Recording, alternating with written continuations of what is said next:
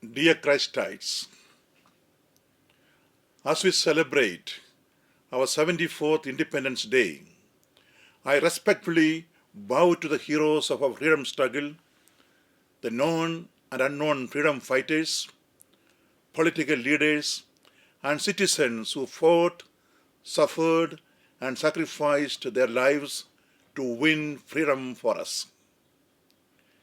This year is very different, however, not only for us Indians, but globally too, because of the coronavirus pandemic and the necessity for maintaining physical distance till a cure is found. For Indians, therefore, the celebrations will be low key for the collective good of all. This is also an eventful year, and some of the events were not especially good for us. The lockdown, border security issues, state unrest, natural disasters, fatal accidents and crashes. We have experienced it all, and yet here we are united and overcoming problems with vigor and cheer. We are not cowed down, and we will not allow anything or anybody to defeat our spirit. The reason is that 7 odd decades later, 1.38 billion Indians, with all their diversity, have proved that the strong edifice of democracy, built by our founding fathers on the four pillars of justice, liberty, equality, and fraternity, has withstood several threats from both within and without, and has grown from strength to strength. We cannot appreciate how far we have traveled until we understand from where we started in 1947. India was not a poor country when our independence was taken away from us. I am sure you also know that no one travels thousands of miles to conquer a poor country. Statistics published by contemporary scholars say that in 1750, 7 years before the Battle of Plassey, India had 24.5% of world manufacturing output, while United Kingdom had only 1.9%. In other words, one in every four goods on the world market was manufactured in India. By 1900, however, India was left with only 1.7% of world manufacturing output, and Britain had risen to 18.5%. Between 1900 and 1947, India's economic growth was an annual average of 1%. Although there was tremendous pressure of adverse external environment, our economy today is more resilient and confident.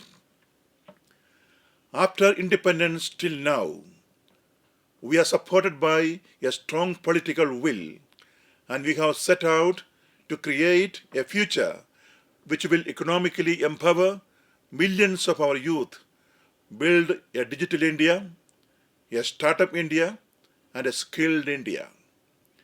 As we build an India of hundreds of smart cities, towns, and villages, let us ensure that they are humane, high-tech, and inclusive places, leading to the creation of a technology-driven but compassionate society.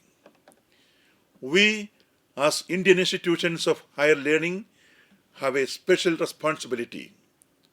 As citizen scholars and nation builders, we must nurture humanity, creativity, science, and technology. India, through its unique civilizational contribution, has repeatedly conveyed the message of peace and harmony to the trouble-torn world. On this occasion, I convey my gratitude to the members of our armed forces, paramilitary, and internal security forces who are at the forefront of guarding and preserving the unity, integrity, and security of our motherland. Swami Vivekananda had once observed, and I quote, "What is needed is a fellow feeling between the different types of religion, seeing that they all stand or fall together, a fellow feeling which springs from mutual respect and not the condescending, patronizing, niggardly expression of goodwill." Unquote. I feel a unique feature that has held India together is our respect for each other's cultures, values, and beliefs. The very essence of plurality lies in cherishing our heterogeneity and valuing our diversity.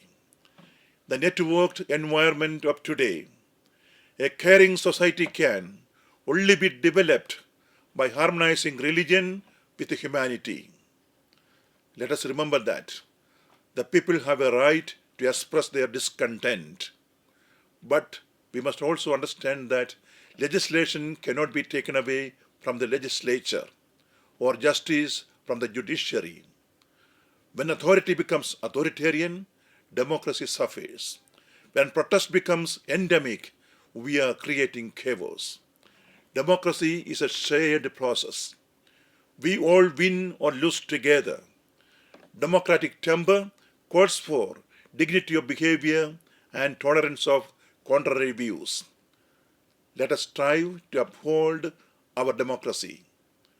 Dear Christites, let peace be our ideology and progress our horizon. Jai Hind.